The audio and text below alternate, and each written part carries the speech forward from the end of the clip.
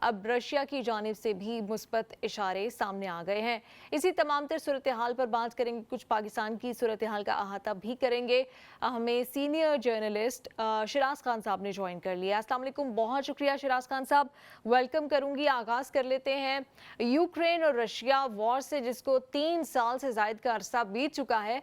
क्या अब वक्त आ गया है, क्या अब ये दोनों ममालिक, इनकी जो फ़ौजें हैं वो जंगबंदी के लिए तैयार हैं? आपको क्या लगता है कि जो स्टेटमेंट्स आ रही हैं, क्या इनको ब्रेक थ्रू ही समझा जाए या अभी बहुत कुछ होना बाकी है? अस्सलाम वालेकुम, थैंक यू नीलम। मेरे ख्याल में हमने लास्ट प्रोग्राम में मैंने आपको कहा था कि as long as this war is concern इसको ख़त्म ही समझे, चूँकि सबसे बड़ा इत्तेहादी यूक्रेन वॉर में यूरोपियन ममालिक का, या फिर यूं कह लें कि जिसके पैसे ज़्यादा इस जंग में लग रहे हैं अलॉन्ग विद नेटो और यूरोपियन, वो अमेरिका है। और अगर अपनी ज़ुबान में कहा जाए तो इसने, अमेरिका ने ट्रंप के आने के बाद पीठ दिखा दी है यूक्रेन की तरफ, या यूरोपियन यूनियन को लेट डाउन किया है बुरी तरह। तो उसके बाद कोई गुंजाइश ही नहीं बचती कि ये जंग जो है वो कंटिन्यू हो, और वही हुआ। ज़ेलेंस्की को जिस तरह ज़ेलेंस्की की और ट्रंप की आपस में मुलाकात के दौरान जिस तरह क्लैश हो गया दोनों लीडरों के दरमियान, और जिस तरह उसको बड़े ह्यूमिलेटिंग तरीके से ओवल ऑफिस में उसके साथ किया गया, और फिर उसके बाद वो वापस इंग्लैंड आ गए, और यहाँ ज़ाहिर है के स्टार्मर ने उनको बड़ा वेलकम किया, और फिर यहाँ एक समिट भी हुई, 18 ममालिक के सरबराहान यहाँ पर आए और उनको ज़रा कायल करने की कोशिश की गई कि हालात किस नहज पे जा सकते हैं और किस तरफ जा सकते हैं। तो ऐसे वक्त में यूक्रेन को छोड़ दिया गया, यूरोपियन ममालिक को छोड़ दिया गया, जब ये जंग जो है वो 3 साल से जारी थी, और इसके अंदर बहुत सारी ऐसी चीज़ें हो रही थी कि शायद हम ये समझ रहे थे कि शायद यूक्रेन जंग जीत जाएगा, लेकिन पता ये चला कि यूक्रेन जंग नहीं, बल्कि यूक्रेन जंग हार रहा था। 20% उसका इलाका जो है वो रशिया ने अपने कब्जे में ले लिया था, और ज़ाहिर है ये सारी चीज़ें अमेरिका की मर्जी से हो रही थी, और वो सारा कुछ कर रहे थे। तो Ukraine had left no choice, कोई उसके लिए चॉइस नहीं रह गई थी कि उन्हें इस सीज फायर के लिए एग्री होना पड़े। और आखिर हुआ भी यही कि सऊदी अरब में उनको बुलाया गया, और मोहम्मद बिन सलमान ने मीडिएशन की, और मार्को रूबियो वहाँ पर आए जो अमेरिका के सेक्रेटरी ऑफ स्टेट्स हैं, और उन्होंने 30 दिन का पीस प्लान दिया, और उस पर ज़ेलेंस्की ने भी एग्री किया, यूक्रेन ने भी एग्री किया। और वो प्लान जब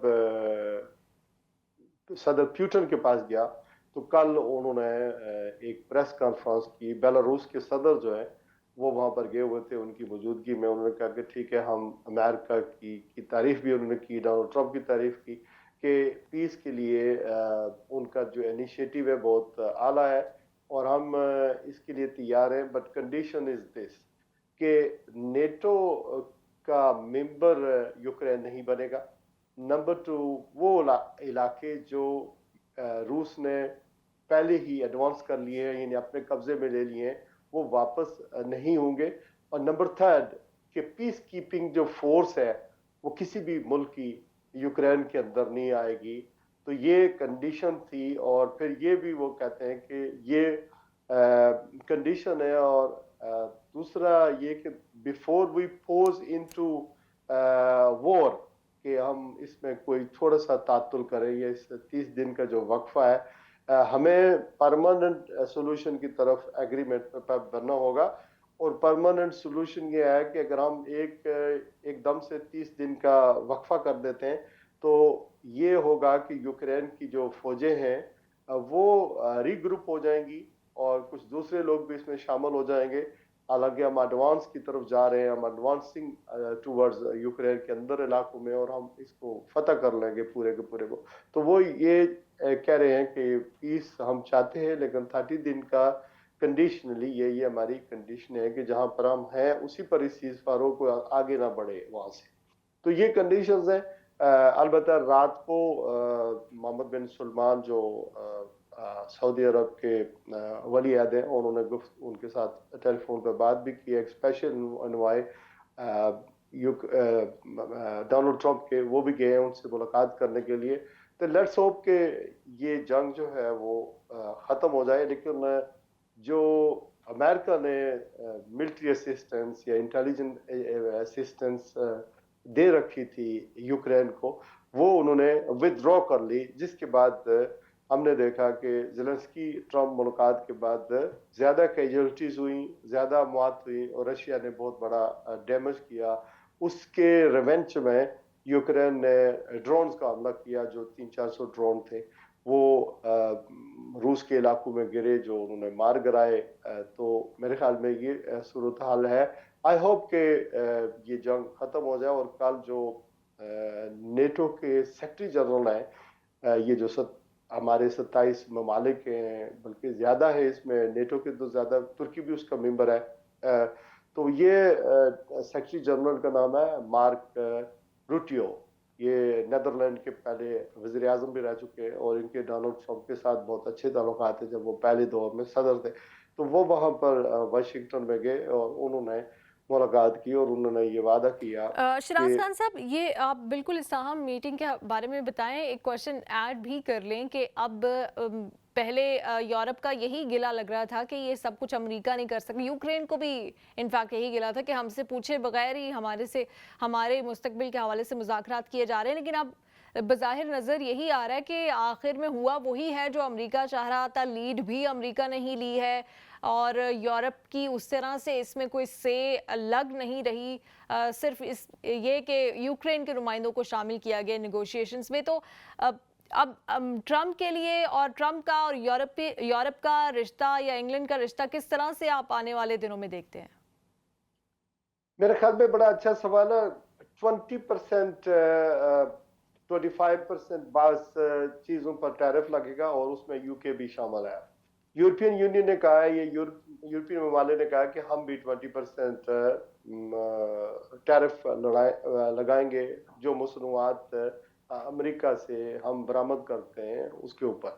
तो अब रिवेंज में इन्होंने यही बात कही है। कल तो डोनाल्ड ट्रंप ने ये कहा है कि जो एग्जैक्ट वर्ड ये है कि they are very nasty, European ममालिक are very nasty to America. वो हमारी कारें नहीं खरीदते जबकि हम उनकी कारें खरीदते हैं। हमारा एग्रीकल्चर वो नहीं खरीदते जबकि हम एग्रीकल्चर की जितनी भी जरी चीज़ें हैं, वो अजनास हैं, वो यूरोपियन यूनियन से खरीदते हैं। तो हम आज के बाद ये नहीं करेंगे। और इससे पता ये चलता है फिर जो ईस्टर्न यूरोप के ममालिक हैं वो नेटो की में जो कंज्यूम करते हैं या नेटो में जो शेयर डालते हैं, यानी उसके एक्सपेंस की तरफ, वो तो अपना टोटल जीडीपी का 2% डालते हैं। लेकिन जो बाज़ ममालिक इसमें कंट्रीब्यूट बिल्कुल ही नहीं करते हैं। तो ये सूरत-हाल आने वाले दिनों में तब्दील हो जाएगी। और जब मैं टैरिफ की बात कर रहा हूँ तो यूके ने कहा है कि एल्युमिनियम है, स्टील है, दूसरी चीज़ें, उसके ऊपर हम नहीं रिटेलिएट नहीं करेंगे, यानी रिवेंज टिट फॉर टैट नहीं करेंगे, बल्कि वी विल वेट अनटिल के डोनाल्ड ट्रंप को परसुएड किया जाए कि हमारा एक फ्री एग्रीमेंट है, चल रहा था कि आपकी गुड्स यहाँ आती थी, हमारी वहाँ गुड्स जाती थी, तो या हमारी मसनूआत इधर से दरामद होती थी, बरामद होती थी, तो हम इसी तरह चल रहे थे। तो आप इस ड्यूटी के मामले पर कन्विंस हो जाए हमारे साथ कि हम जो है वो फ्री ट्रेड इसी तरह करते रहे। तो ये यूके की तो सूरत हाल है, लेकिन यूरोपीय यूनियन ने कहा कि हम ये करेंगे। तो अब यूरोप विदाउट अमेरिका यहाँ पर बहुत ज़्यादा मुश्किल में मुझे लगता है। और आने वाले दिनों में नेटो के जो एक्सपेंस हैं वो इन ममालिक को खुद ही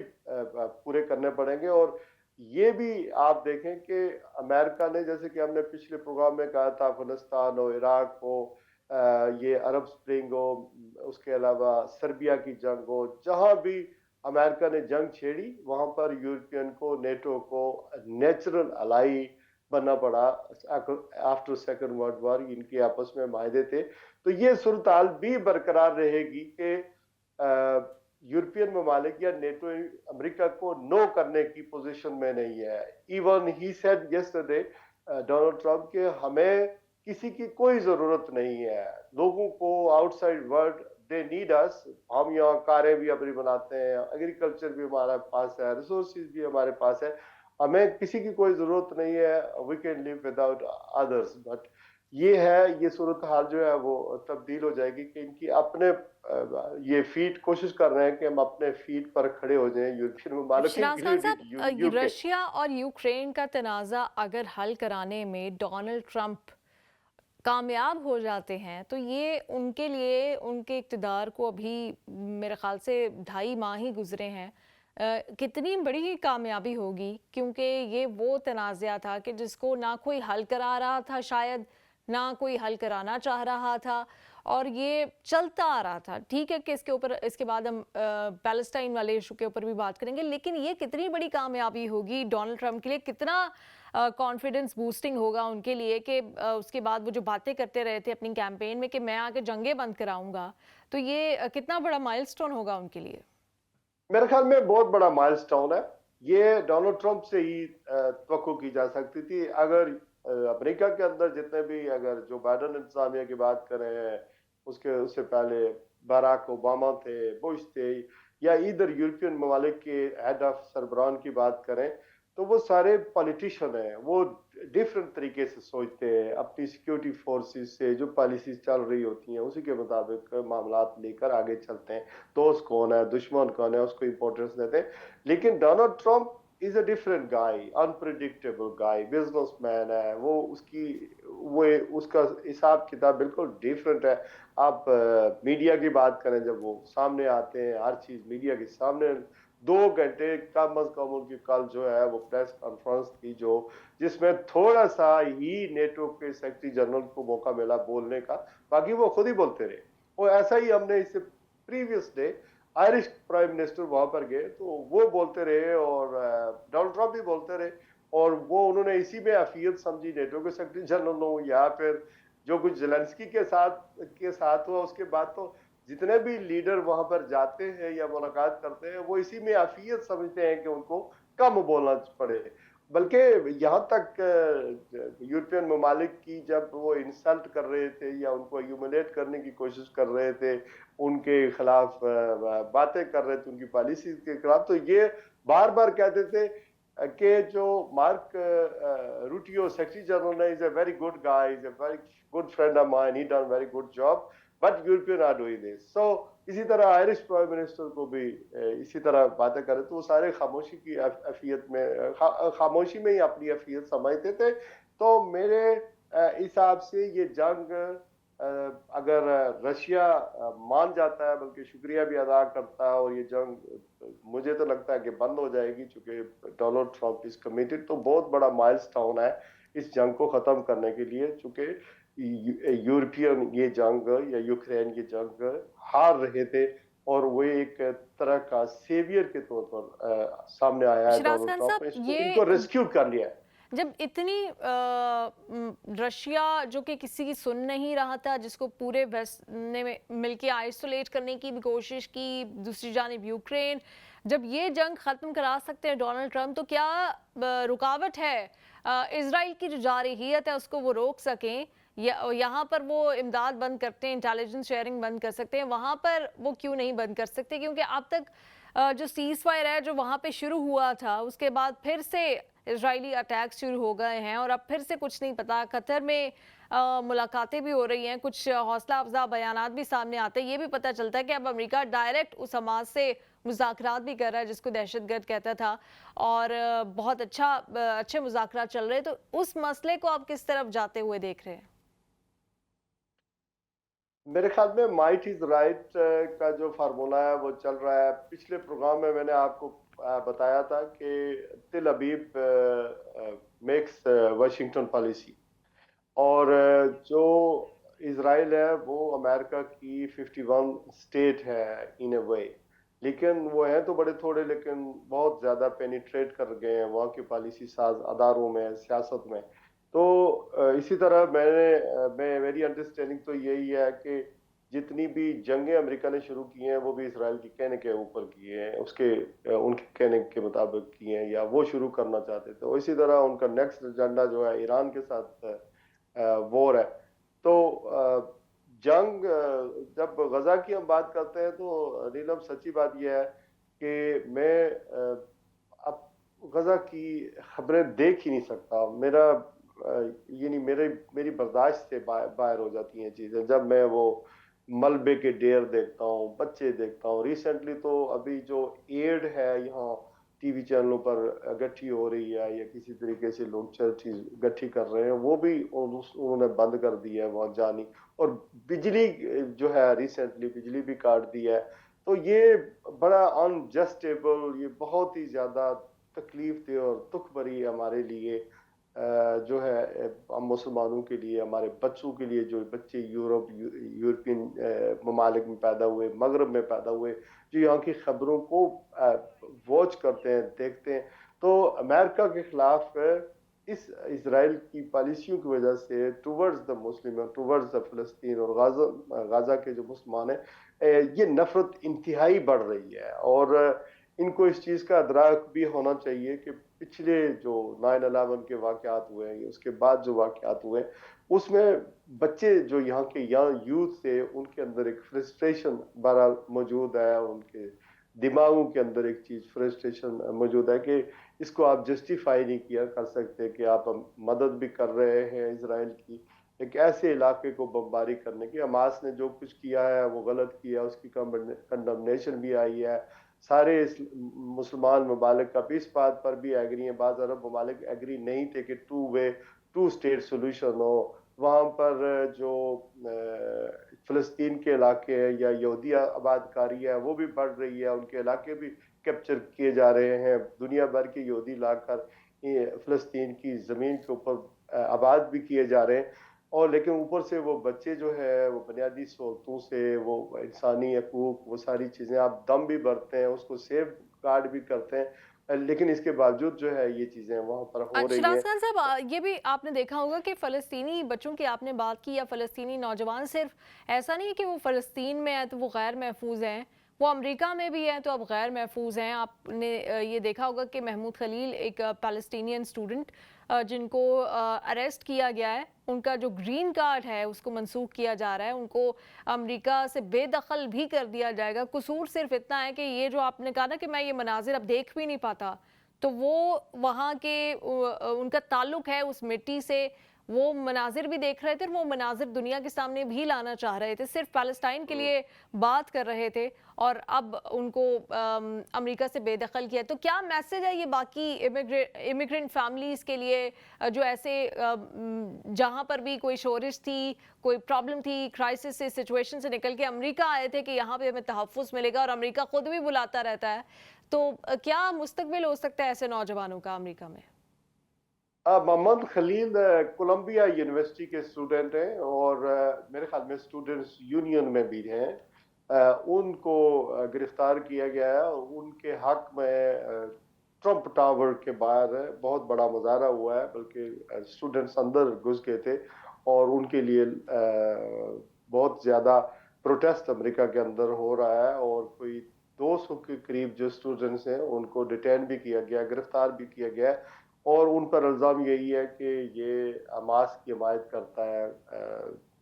تو یہ لیکن آپ دیکھتے ہیں کہ عدالت میں یہ مقدمہ جائے گا، اور اس کے بعد کیا واقعی عدالت اس پر کنونس ہو جائے گی یا نہیں ہو جائے گی۔ لیکن ڈونلڈ ٹرمپ کی جو امیگریشن پالیسی ہے بڑی ظالمانہ ہے، وہاں سے لوگوں کو پکڑ کر، ایک امیگریشن آفیسر سے ان کو انہوں نے لگایا جو non to be like very کیا کہتے ہیں ہاکش قسم کے، بڑے جابر قسم کا وہ ہیں، اور وہ کوشش کر رہے ہیں کہ سارے ملکوں کے جتنے بھی امیگرینٹس ہیں جن کے پاس ابھی ویزے ہے نہیں ہیں، ابھی ایکسپائر نہیں ہوئے، یا پھر پاکستان کے اندر آپ وہ افغانی دیکھ لیں جو جن کے ویزے لگے ہوئے تھے، یا وہ ان ویٹنگ تھے کہ ان کے کیس چل رہے تھے، ان سب کے ویزوں کا اب سلسلہ ختم ہو گیا ہے۔ جی تو یہ ساری چیزیں جو ہیں वो इस तरह कर रहे हैं कि कोई कहीं से भी फ़लस्तीन के लिए आवाज़ उठाता है तो